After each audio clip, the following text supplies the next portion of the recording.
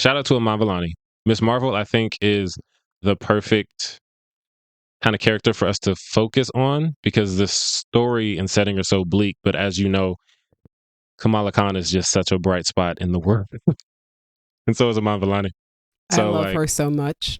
she's great. Like even when it's really bleak, she can play that well, obviously too. But like, it starts with her hanging out with Ironheart, Riri, and Haley Steinfeld, Kate, and it kind of has that Marvel's energy when they're all hanging out in between the really serious stuff. That is like my favorite stuff from Yeah, that it's movie. really good.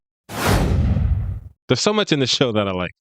And I think a lot of it is I didn't expect it to go as hard as it does with like some of the violence and some of the bleakness. Because when they did the zombie episode of What If, they still had to kind of color in the lines of the What If rating and everything. Yeah, for sure. So it's like, yeah, we got zombies, but it's mostly Peter Parker trying to keep everything light, and then like Ant-Man just quipping, like undercutting every serious moment with a silly line. And this show really lets the moments sit. Like, obviously, I'm not going to say who lives, who dies, who tells your story, but people die, People and die. people die. And there's a few times, like one of the episodes follows a pretty major character death, and you just kind of like have to sit with it, and the credits roll, and it's like, oh, this is a different kind of MCU content.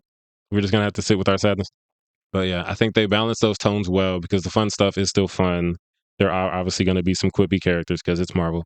And Elizabeth Olsen, she does her thing.